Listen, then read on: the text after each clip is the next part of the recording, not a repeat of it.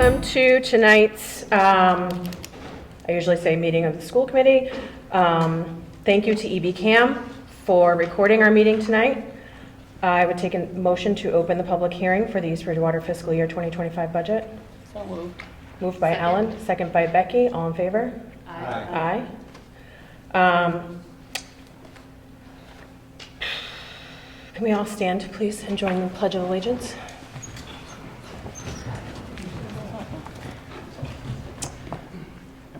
Pledge allegiance to the flag of the United States of America and to the republic for which it stands, one nation, under God, indivisible, with liberty and justice for all.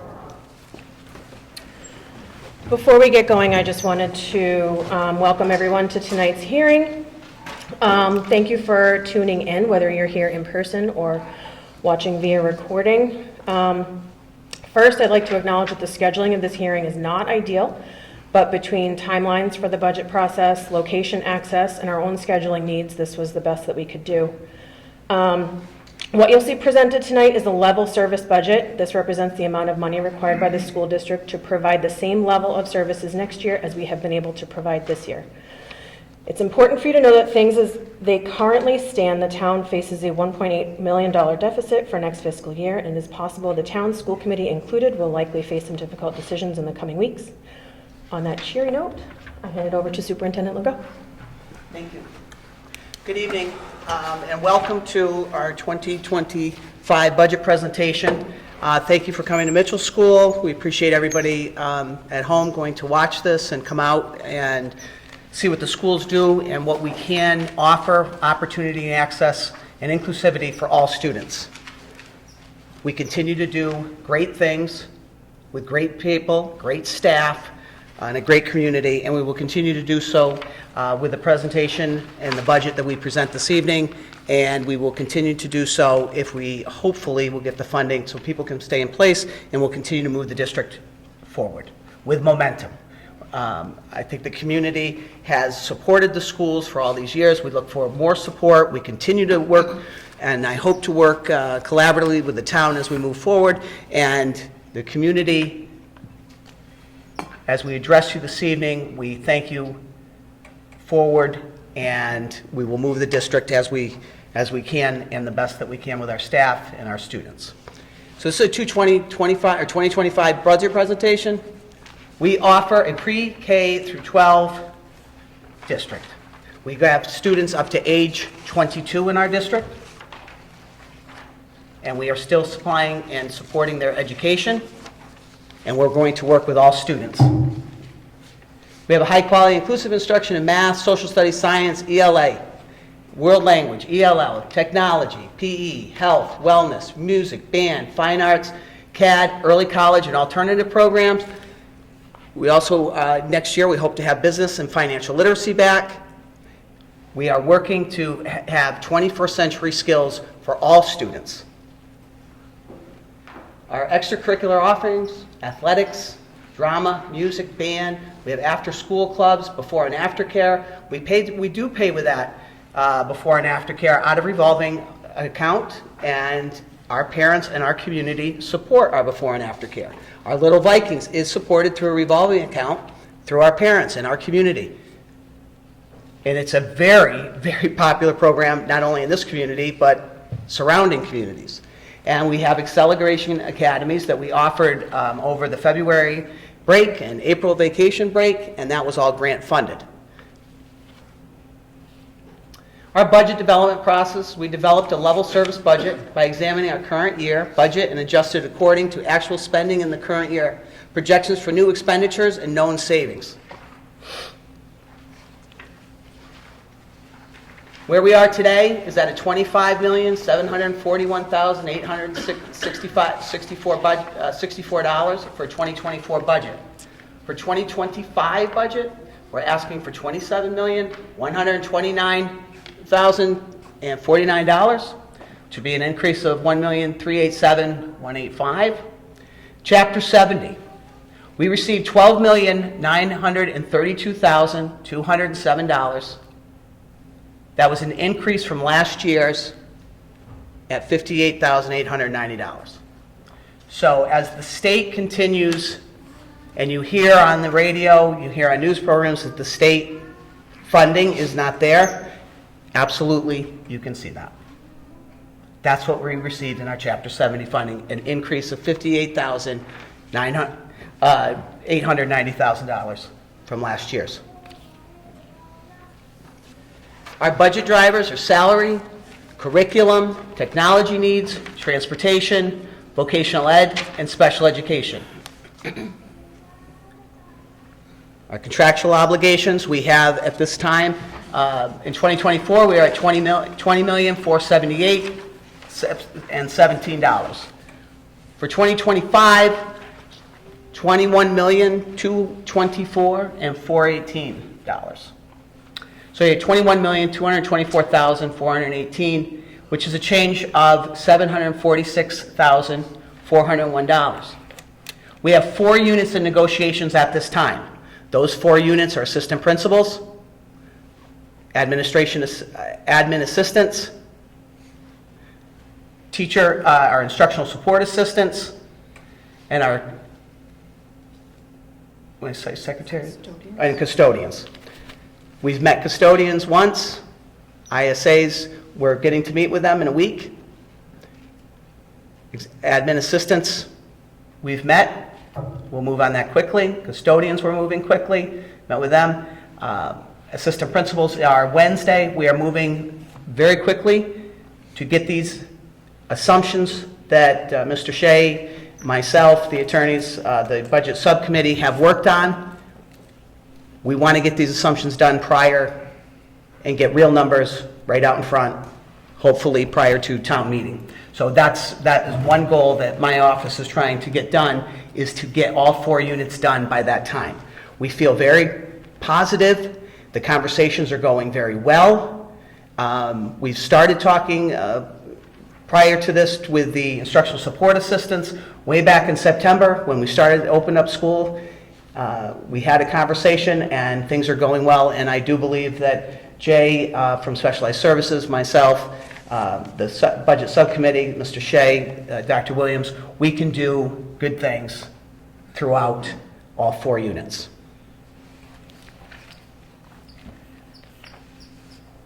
These are our numbers from special education. We started in 2023 just to show what we've done in 2023, in 2024, in 2025, where these numbers are at this time, and where the changes are. Changes of, I'm going to have you come back, please. I'm going to have a couple of people speak for this slide.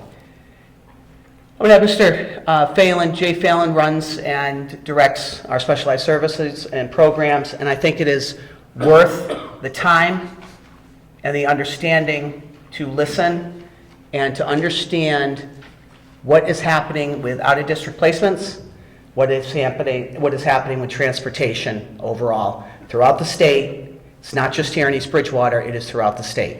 I think Jay Phelan runs our programming. I think having him speak to specialized services and transportation services that we provide would be great. Thank you.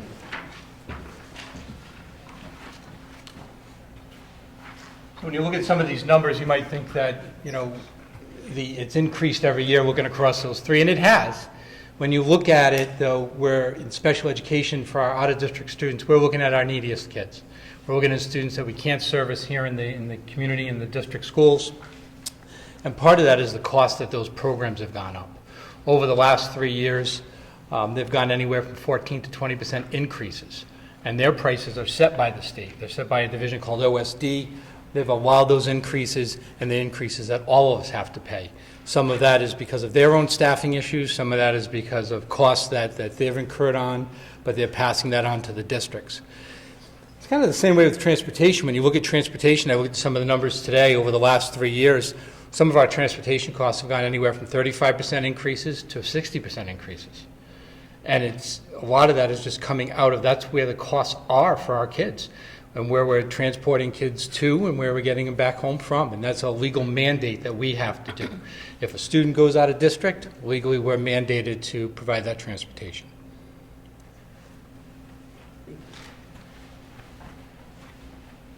The technology and curriculum, we've done a lot of cybersecurity. We're still doing security all the time, upgrading our equipment to upgrading our programming, upgrading our cameras to all buildings for safety and precautionary measures.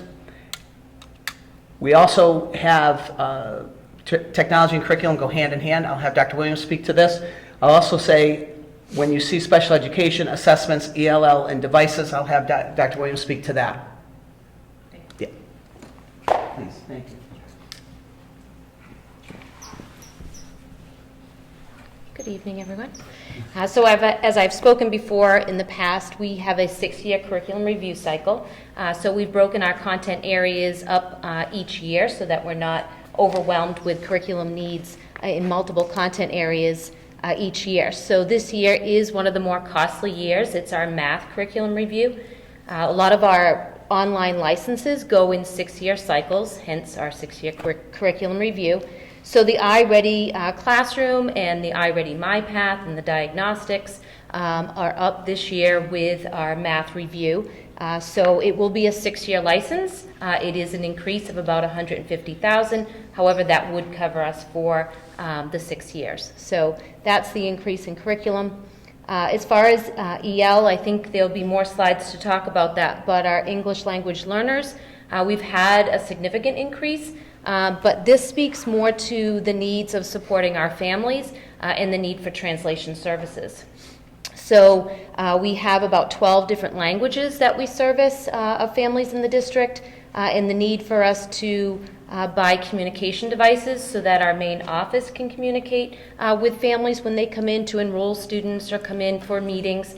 So we invested in Pocket Talks for all the schools, as well as we were outsourcing our translation services to 2 companies, one company that would come in and interpret for families during meetings, and the other one that we would mostly use for sending any documents that go home, from our handbooks all the way to field trip permission slips. We have recently invested in a printer that now, when connected to a platform on our computers, we can translate those documents. So that will be much more cost effective, certainly an upfront cost for us. But Mr. Shea can speak better to it, but we were getting invoices for translation services that were $10,000 to $20,000, depending on the language that needed to be done. So that's a lot of the cost within technology and curriculum.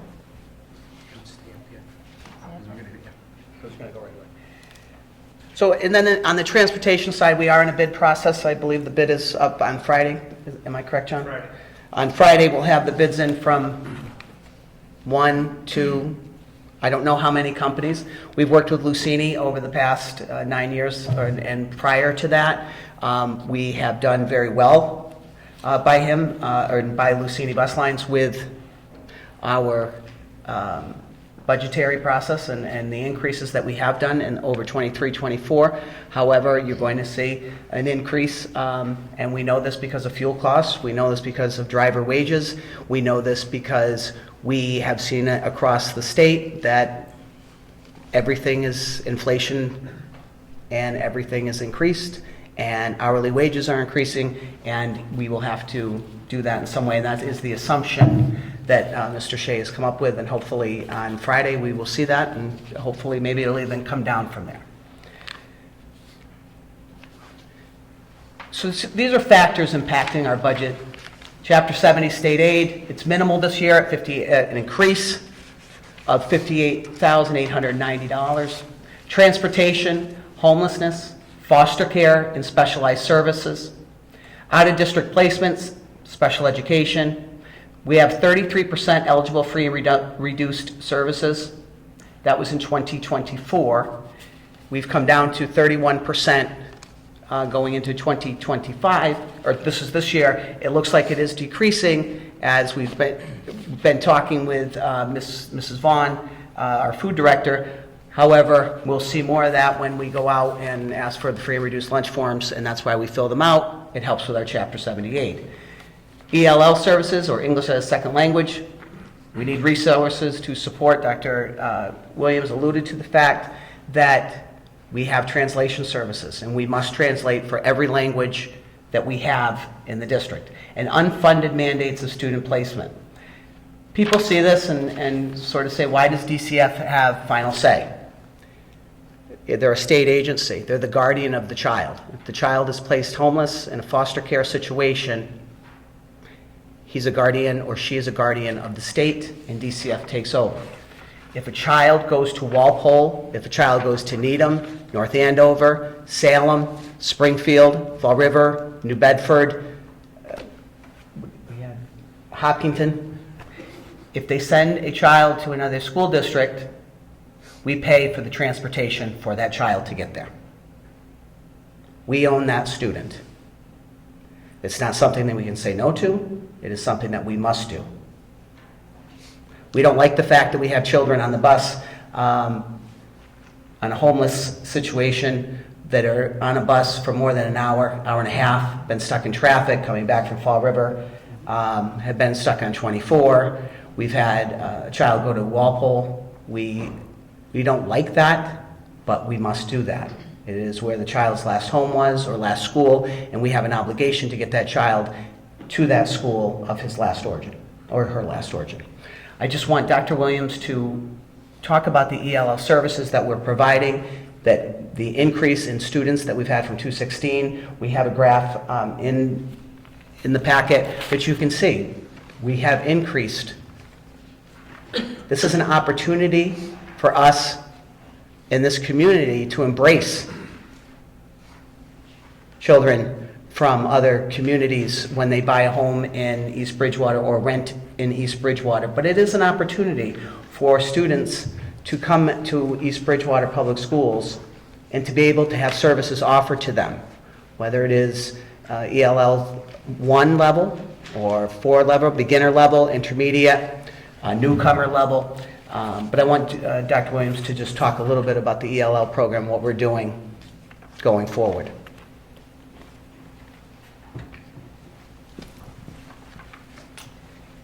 So as I mentioned before, we have had a significant increase in our population of students with English as a second language.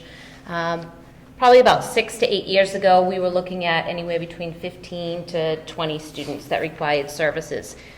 We are now we're in the mid-70s with the number of students who require services.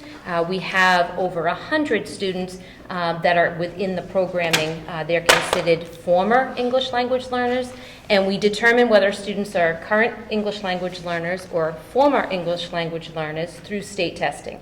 So there's access testing that's done every year with students, and it qualifies them on a scale of 1 to 5. 1 being the most significant need, and that would determine how many minutes they should be serviced a week.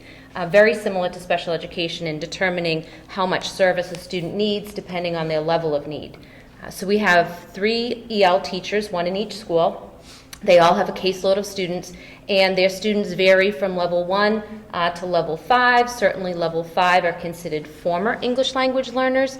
A lot of times it's supporting their families still because English may not be as prevalent at home as it might be for the student in school. So certainly, as I spoke before about those translation services, we have families who their students may no longer qualify for needing the English language services, but still we need to support the families in making sure that all documents that go home to all parents are translated in their native language, their language of choice. So one of the things that we've been talking about with the increase in the number of students who require EL services, we're also seeing a decrease in the interest of students taking French at the high school level. So we're getting a little bit more creative as to how we use our current French teacher, knowing that she's duly certified. She's also certified in English language, and so how she can pick up some of the caseload to help support that, knowing that our small numbers of students interested in French can be combined. So, as the superintendent spoke to, some creative ways that we're trying to address the increase in the needs of our students without increasing our staffing.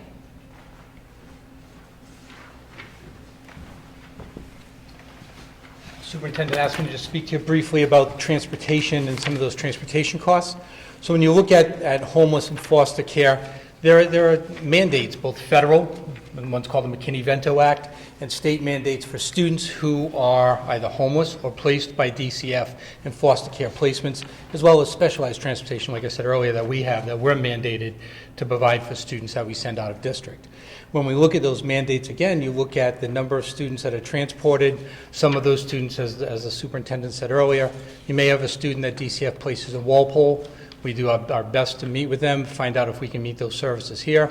But in a lot of cases, if they feel that East Bridgewater is the best place for the student and the student is residing currently in a short-term placement in like Walpole, we need to transport them back and forth. It's part of that federal mandate of McKinney-Vento or part of the state's piece in the foster care program. So as we make those impact our costs, because again, it impacts the transportation costs. So, question? Sure. So, if there's a kid living in Walpole, Mm-hmm. and someone decides that he or she should go to East Bridgewater School, you guys have to send a bus to Walpole and bring it back and forth every That's a day? good question. So it's a little different than that. It would generally be, in a lot of cases, an East Bridgewater student. Started off here. For a variety of reasons, they may be residing in another community. Walpole was my example, but yeah. So they may be residing in Walpole. We then have to find transportation for that student to get from wherever they're residing back to East Bridgewater, and then to go to school, and then from East Bridgewater back to that community of residence. Why don't they just go to Walpole? So that's a great question, and we try to have those discussions all the time. There's something that, with McKinney-Vento, it's an option that they have. That's a federal law, and they have an option. In the foster care system in Massachusetts, it's DCF, what's called a best interest determination hearing, and I know Dr. Williams and I sit on many of those. It really is kind of a discussion, and in a lot of cases, DCF, if they have the custody of them, they're making the determination of what's in the student's best interest. In some cases, it's this fact that the student has been here in school in East Bridgewater. They're a resident here. There may be family connection here still, and they've been in school here for a number of years. They just happen to be residing for a short term in another community. But I asked the same question. They had to have been here originally. Go to the school, you know, Well, it wasn't their choice. They're to not move. choosing to move, though. They didn't choose. to Like if move. they're placed in a foster home somewhere, Yeah. it's not the child's fault.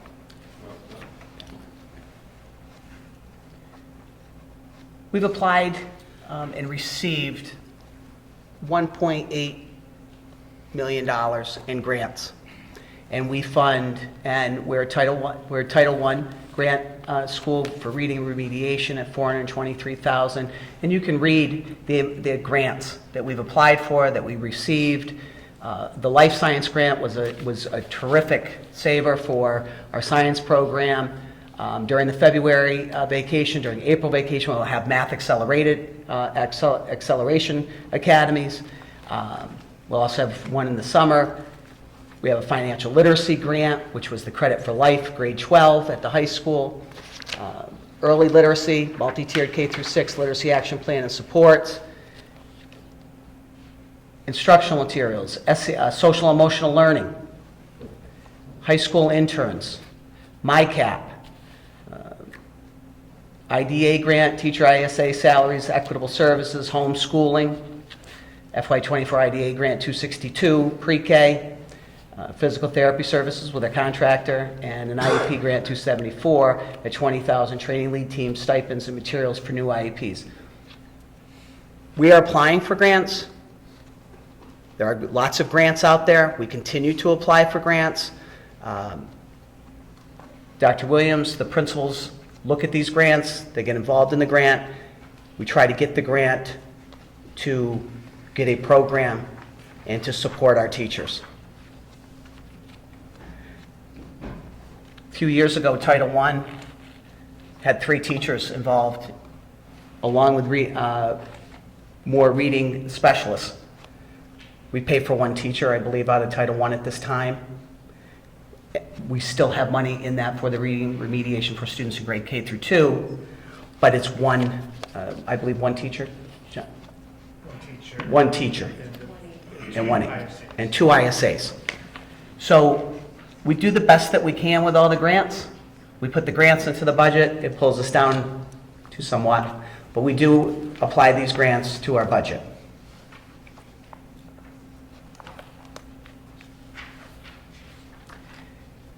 So ESSER funding. During the coronavirus, COVID, there was the CARES Act. We were in ESSER 1, we got PPEs, we had instructional support assistants, we had extra custodial services, we had off-site placement of students, we bought more chairs, we bought more tables, we had a lot of funding from the federal government. And then ESSER 2 came. As ESSER 1 ran out, we went into ESSER 2, which was lessened. We didn't need the PPEs as much. We didn't need the daytime custodians to be wiping down tables and chairs. We didn't need the acrylic plastic around the administration assistants' desks and in classrooms. We then moved to ESSER 3. We're now in ESSER 3, which picks up a grade 1 teacher, a grade 3 special education teacher, and 2 math intervention teachers. One at the central school and one here at the Mitchell School.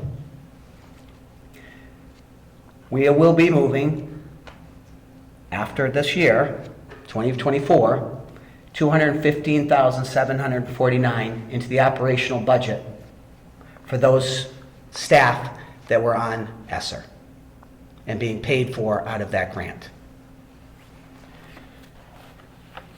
Again, during the coronavirus and COVID, the American Rescue Plan Act, ARPA, had funding. That funding could either go to the state. Plymouth County chose to keep that money, and the commissioner of Plymouth County took over that money and then allocated it out. I believe that the town was at $4.2 million. The town allocated us at $300,000 for FY24 for adjustment counselors, for social emotional learning, for students who are impacted and were impacted by being silenced, being homed, schooled, and being away from their peers. That's how this started. That's their social emotional and their anxiety has increased. We asked for another $300,000 for next year for adjustment counselors, so that each building had an adjustment counselor. We've seen a rise in social emotional, the impact of what COVID has done on our students and our staff. We understand. But that money will run out. Those teacher salaries will need to be put into our operational budget, or another $600,000. Or another $300,000 if we continue. So we've received $600,000 from ARPA funds over the last 2 years, going into FY25, and then for FY26 budget, we would put these into our operational budget to make sure that we can still sustain and support our students. The funding has supported 3 adjustment counselors and a BCBA for the district.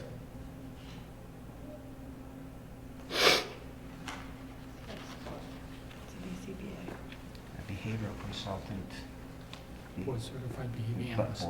Board certified behavior analyst, yeah. District's expenditures, our salary is at 81.4%. Transportation, 4.5%. That has gone up. Our technology, 2.6%. Special education, 11.5%.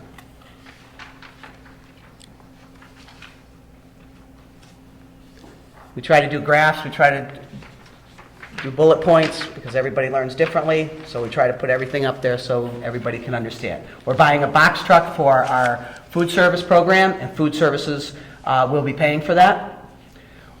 We have submitted an SOI to the MSBA on February 28, 24 for a new roof and windows here at the Mitchell School. Technology and facilities upgrades at $219,914. We requested that on March 1st, 2024 for capital request.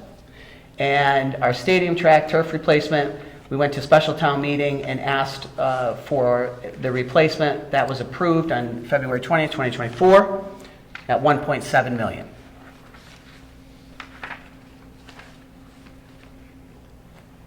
Dr. Williams? All you. All your slide.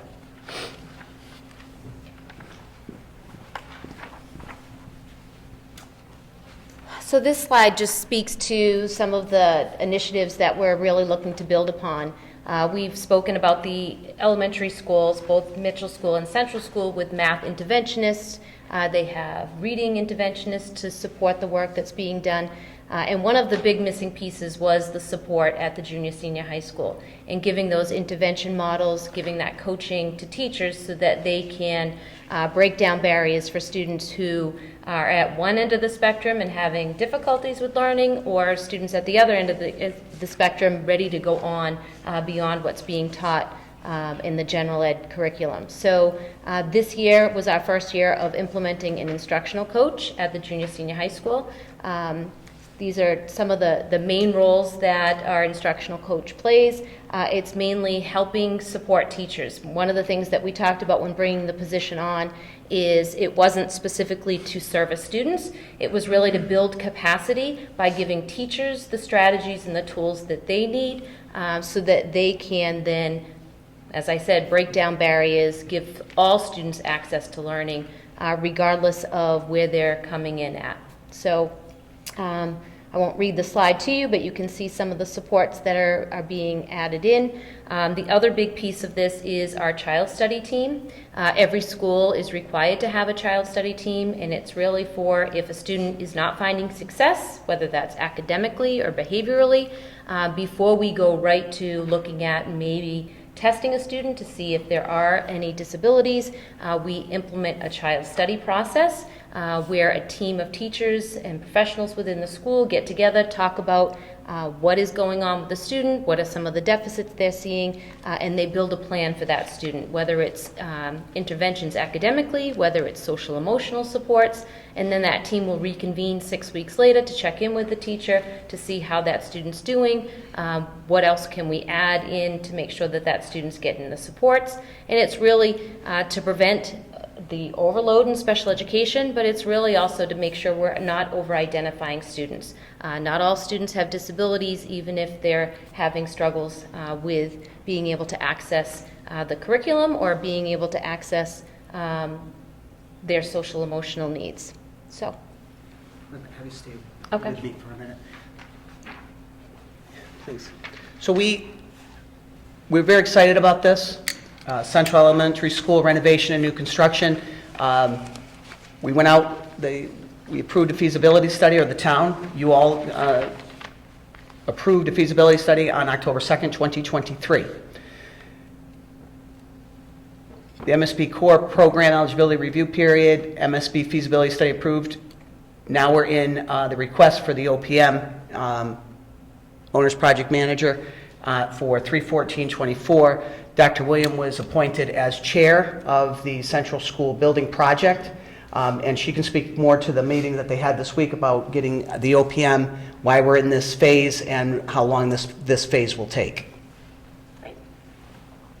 Thank you. I think one of the biggest questions we get is why are we working with the MSBA? It seems like there's lots of red tape, there's lots of requirements, they keep us at a certain pace, and the big answer is you can see that they're partnering with us for the cost, 57.74%. So clearly we'll play by their rules, knowing that we're going to get that percentage of support. So as the superintendent said, we're moving through the phases. There's about 8 modules that the MSBA goes by, from the first point of eligibility all the way through the completion, whether it's renovation, an addition, or a total new build. That will be determined through our feasibility study, which the town did approve of the funding for that.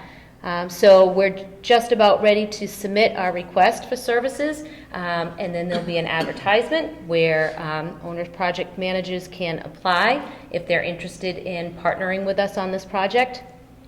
That phase will last until the end of April, where our selection subcommittee will conduct interviews of about 3 to 5 vendors who are interested in the position of OPM.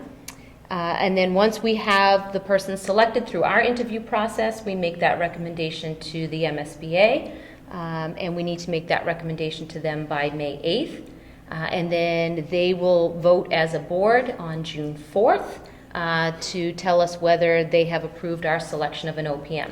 And as long as they approve of that at their June 4th meeting, we will be ready to enter into a contract and start working with our own as project manager on a feasibility study.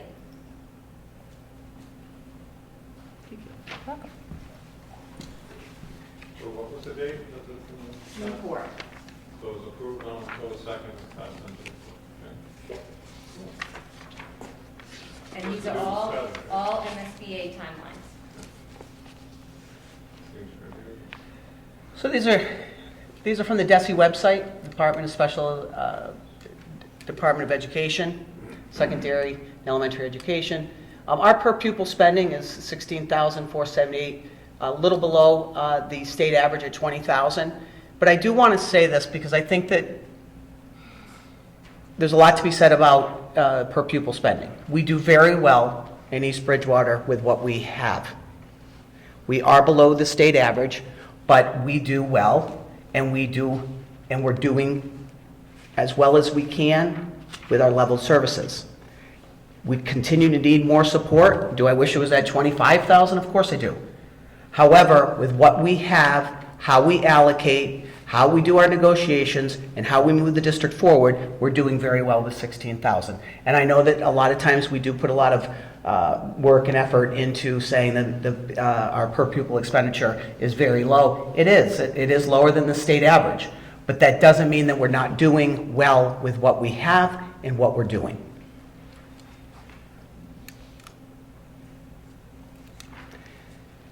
You can say the factors driving. These are just another way of looking at it from, FY 16.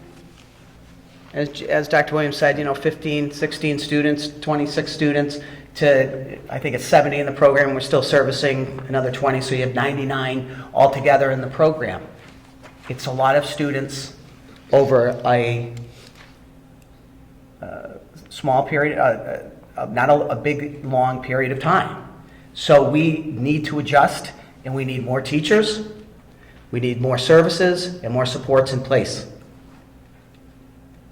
Now, students with social emotional disability, that's how it's worded. It's actually worded a little differently in DESE. We thought this would be better to word it like this, but it is a disability, and that's how it is categorized by the Department of Education. That's how we'll categorize it today. In FY20, we had 9. And these are students on an IEP that have a social emotional. We've gone from 9 to 45, in a 4 or 5 year period, 4-year period. It's only increasing, it's not decreasing. We are working on resiliency. We are working on coping skills. We are working with students how to handle problems and solution. We use universal design for learning. We are doing everything we possibly can to work with families and our students to help support every child that comes through these doors, regardless of advanced placement or a student who is borderline to a student getting onto an IEP that is struggling, or student on an IEP. All students will be serviced with the utmost respect and supports that we can offer from the district. Our percentage of low income, gone from 33.44% to 31.77%. We have a lot of, when I first came, we were at 19%. In 2021, we were at 24%. We had a major increase from FY23 to 22 to 23. 23 to 24, and it's decreased going into 25. Why? I don't know. These are things, I don't know what factors are attributing to this, but we'll keep an eye on it. We don't know if it'll spike again. We don't know if it'll come down again. Is it because inflation is so high? Is it because housing prices are high and people can't get a mortgage? Is it because we don't have the housing for people to come in? I know that we are building houses in East Bridgewater, and people want to live here. People want to bring their kids here. So, but we will look at that. Number of homeless in foster care. In FY18, we had 4. In FY23 and 24, we have 13 students. And those 13 students that are homeless or in foster care, you know, it's not their fault. They still deserve an education. They still deserve the supports that we have to offer, whether specialized services, whether ELL, whether social emotional IEPs, or transportation. We thank you. We'll take any questions that anybody has. I know that Mrs. Byrne is here from the Central School. Mr. Paquette is here from the Mitchell School tonight as principals. I have them here. We can have individual questions for them. John Shea is here. I know that he's got his 3-ring binder. He's got every grant. He's got every budget item down to a particular everything. He's got it all in that 3-ring binder, and we've done the best that we can to bring this down from where we began to where we are today. I'm hoping that the state, they were at the Ways and Means in, I think, Springfield or Westfield on Monday with the commissioner and the Secretary of Education, and they are pushing to get more money for Chapter 70 for all schools, more money for the East Bridgewater Public Schools, and I hope to see more money.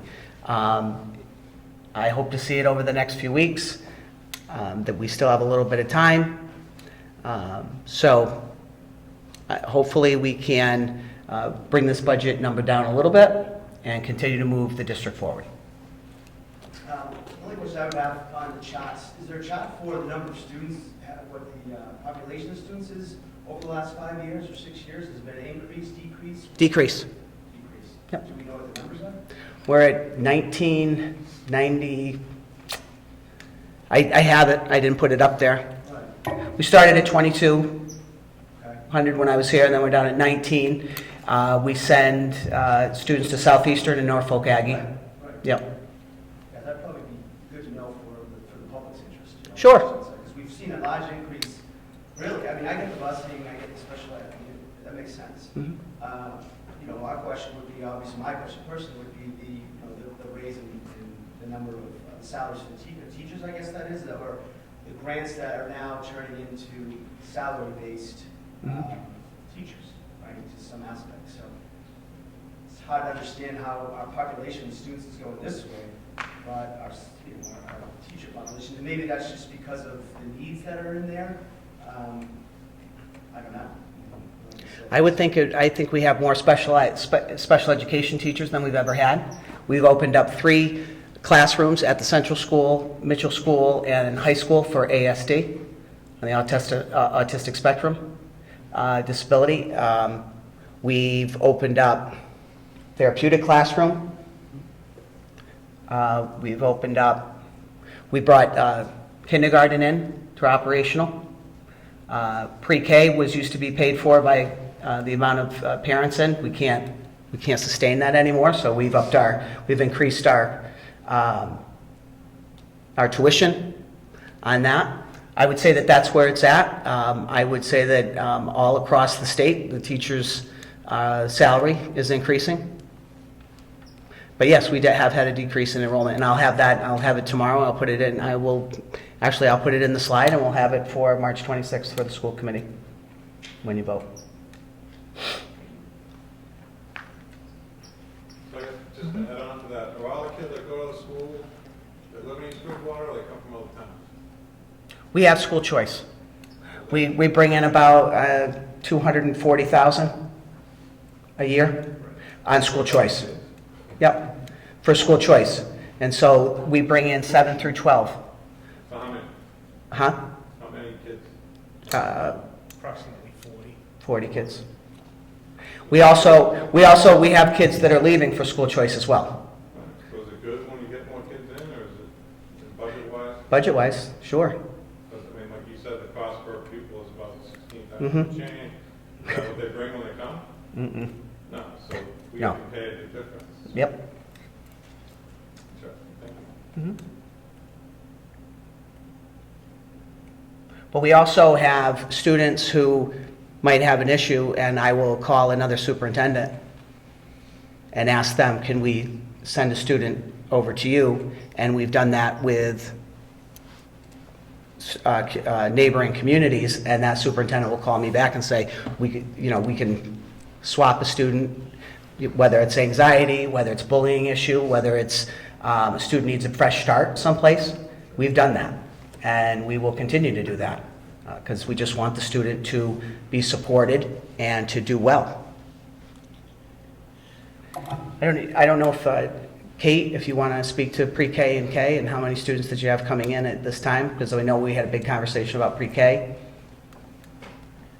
I'm happy to, our number for coming in next year is similar to what we currently have this year, 110 students enrolled for preschool.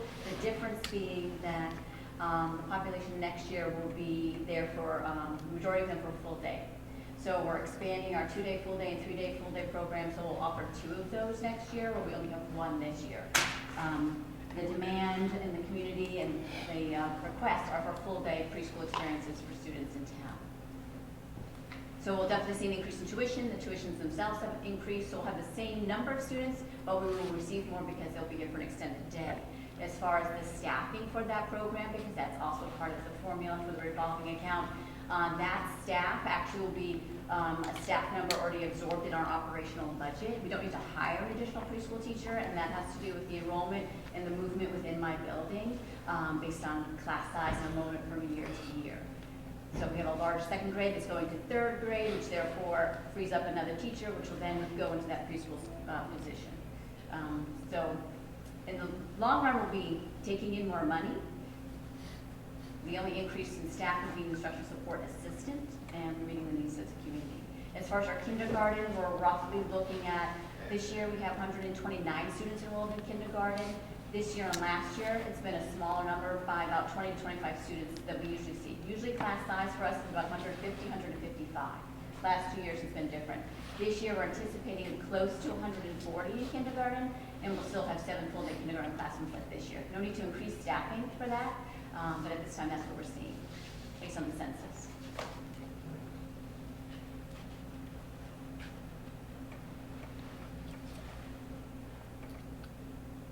So I think that to end with, this will be out for the week. It'll be out, it's online. We've put it online. It's been sent out. I will add that information. We will have, I believe Mrs. Foster's going to talk, the chair will talk about your next process, the next process and when you'll be voting to certify the budget. But if anybody has any questions, if anybody has concerns, please email us or call my office. You can speak to myself, you can speak to Mr. Phelan, you can speak to Dr. Williams, you can speak to John Shea, you certainly speak to a school committee member, but we ask you to get involved in this and come to the meetings, come to the schools. If you'd like to visit, we're more than happy to bring you through and visit, especially the Central School just had a walkthrough with people that came in on a Saturday and walked through and wanted to see why we need a new Central School or why we need to renovate, to upgrade what we have. And I hope that's the case. I also want to thank everybody. I want to thank Jay Phelan, Specialized Services, and Matt Paquette, Mitchell School, John Shea, our business administrator, Kate Burns, Central School principal, Deb Dupre, assistant principal, Mr. Silva, the high school principal, is at the athletic banquet this evening up at the high school, and certainly I'd want to thank Dr. Williams for all of her support and what we do in the district and her leading the MSBA project. It's a lot of work, it's tiresome, and we thank her for all of her help. Mrs. Foster? Can I ask one question? Yeah. On the contractual obligations, so the salaries go up by $746,000 from '24 to '25, which is roughly 3% of the total salary budget. I believe the teachers get a 0% in that contract year. So how do the rest of the contracts equate to 3% that the teachers are taken out of that? I'd have to ask, how does it equate? I mean, 3% on a 3% I change know. when the largest population is not getting a contractual increase seems large. Because they're in their third year of their contract, and we negotiated their contract 3 years ago. They got a 2.5 in the first 90 days, and a 2.5% increase, or a 5% increase in 1 year, and then they went 0-0. Right. So we're in their third year of that contract for 0. So if teachers get 0 and they're the biggest base, They also, but on that, they get 0 on that baseline, but some teachers are still moving in lanes. All teachers are moving down. So there is an increase in teacher salary because we have lanes and columns and steps. And if anybody remembers, many years ago, we took away or got rid of some of the columns and some of the rows, and it takes a little bit longer to move across. It helps us get there. We gave a healthy package 3 years ago to get us to the 0, but they still are going to move across. If someone had Masters 15, they took courses over the last 3 years or 2 years, and now they're at Masters 40, they will get an increase for their degree work, but they'll also get an increase because they're moving down on the scale. So they're moving down more money each year, and they also move up, I guess it's down on our scale, it's moving down the ladder for more money, and then across on the column for education development.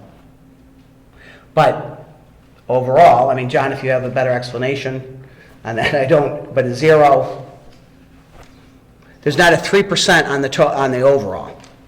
Do you need more explanation, or do you think you got it? no, I can connect with you all. That's fine. I'm just curious, I'd be curious to know what's the breakdown between lane changes and then actual other non-teaching positions. Meaning, So, as Liz explained, even though there's a 0% increase in the teacher's contract, that is only on the scale of the contract. So if we hire, say, a bachelor teacher first year, that position may pay $50,000. Now, we go into next year, that position will increase because they're moving down the step. So even though there's a 0% increase in the actual scale, they're still moving down and getting increases. Now, I would say the majority of them are moving down, getting increases, but there's approximately 60 that this year are at the top scale. So because we have a 0% increase, next year they're also going to be at the top scale, so they won't increase in salary. So that the cost associated with the teacher contract from this year to next year is about $250,000. You also have teachers moving lanes. So if you have a teacher that has a bachelor degree this year, but next year, but they earned their master's degree, they will move a lane. So they will get an increase by moving a lane. And a master's is required to keep your license, right? Yes. Yeah. So the cost associated with lane movement is about $90,000.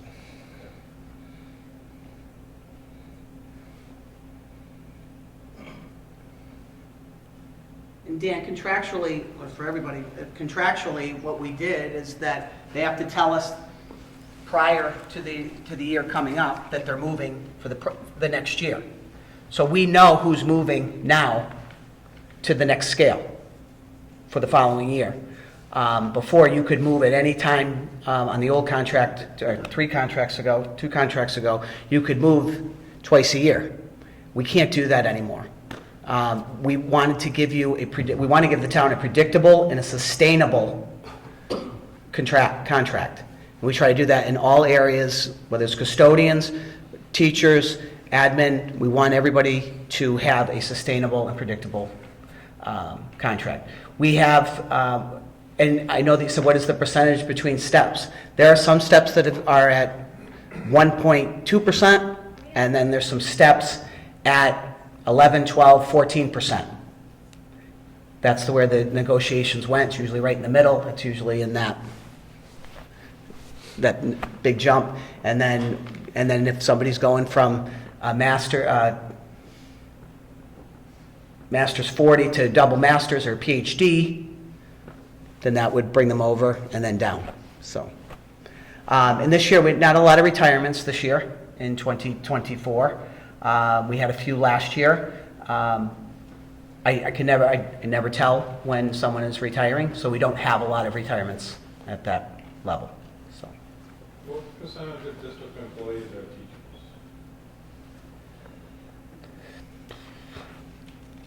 Teachers, we have, Certified teachers versus everything.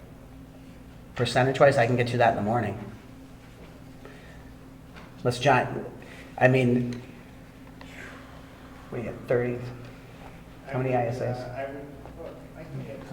How many ISAs? We have, we have 38 ISAs. We have 75 teachers at the high school. We're over 191, I believe it. No, I think it's, well, no, it's about 191 teachers. I think we're getting up there. We have How many non-teachers? ISAs, Just everybody was, 38 ISAs.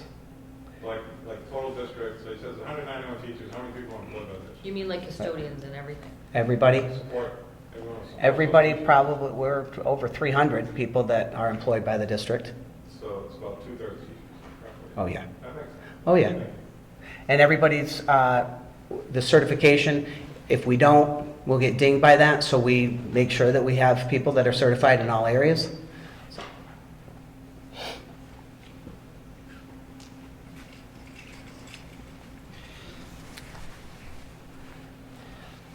So we have 277 positions in our operational budget. Of those, 195 are inclusive in the EBEA contract, which is the teacher's contract, so 195 out of 277, but that also includes physical therapists, it includes SLPs, speech and language. speech and language, occupational therapists, so it includes more than teachers, but 195 out of 277 are included.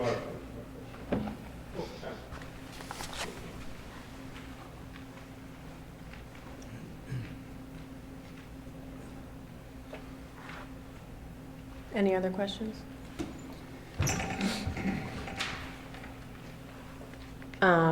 Thank you to our community board and committee members and community residents who have come out to ask us questions and be here for the presentation.